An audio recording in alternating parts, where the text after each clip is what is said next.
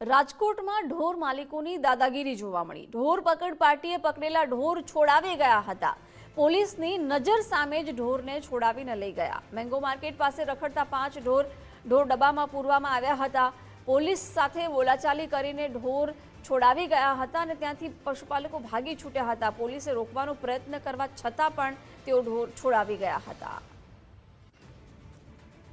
વિગતો સાથે સંવાદદાતા રહીમ લાખાણી લાઈવ જોડાઈ ગયા છે। રહીમ, જે પ્રકારે ઢોર પકડ ટીમ દ્વારા ઢોરોને પકડવામાં આવ્યા પરંતુ પશુપાલકોએ દાદાગીરી કરી હતી અને ઢોર છોડાવી ગયા હતા, શું વિગતો છે?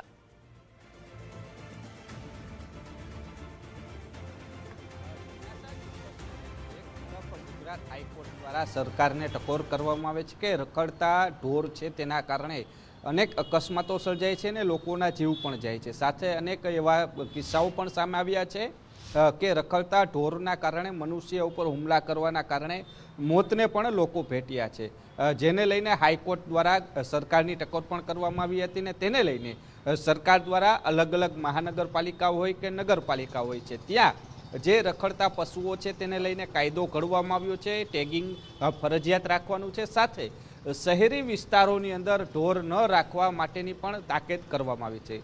જો તમારી પાસે ઢોર છે, શહેરી વિસ્તારમાં રહો છો તો તમારી પાસે પશુઓને રાખવા માટે પૂરતા પ્રમાણમાં જગ્યા હોવી એ પર જરૂરી છે। આ નિયમ છે તે લાગુ કરવામાં આવ્યો છે, પરંતુ અનેક એવી ઘટનાઓ બને છે કે છતાં પણ ઢોર છે તે વહેલી સવારે કે સમી સાંજના જે ઢોર માલિકો છે તે ખુલ્લા મૂકી દેવામાં આવે છે ને તેના કારણે અકસ્માતો પણ સર્જાતા હોય છે।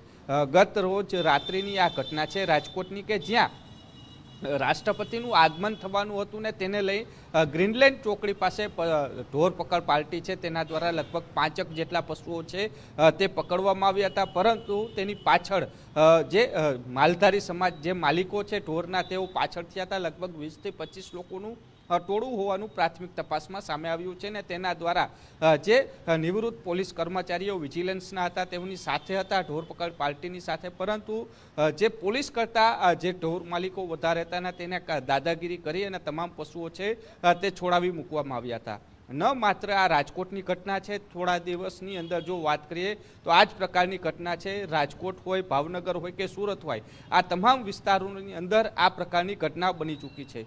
સૌથી મોટો સવાલ એ ઉત્પન્ન થઈ રહ્યો છે કે જે કાયદાની અમલવારી કરવી એ પણ યોગ્ય છે, કારણ કે જો પશુઓ રખડતા મૂકી દેવામાં આવે છે તો ઢોર પકડ પાર્ટી છે તે લઈ જાય છે અને તેની સામે દંડાત્મક કાર્યવાહી કરી રહી છે।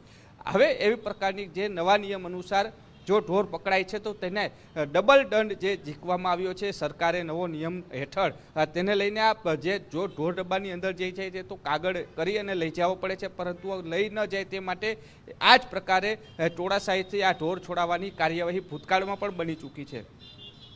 પશુ માલિકોએ હવે નવી ટેકનિક પણ અપનાવી છે। ઢોર ડબ્બા છે તે રાજકોટના અલગ અલગ વિસ્તારોમાં છે કે જ્યાં ઢોર પકડ પાર્ટી અલગ અલગ 3 ટુકડીઓ રાખવામાં આવતી હોય છે ને ત્યાંથી જ રેકી કરી રહ્યા હોય છે।